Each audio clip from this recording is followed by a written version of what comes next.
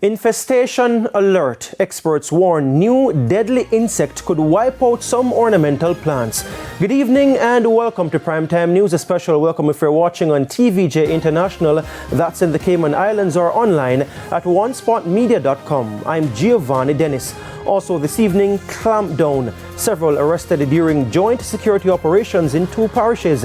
And war of words continues between JLP and PNP councillors after Alga JM fracas. There's also a Saturday Sports Special and weather in this newscast, so stay with us. I'll have the details right after this break.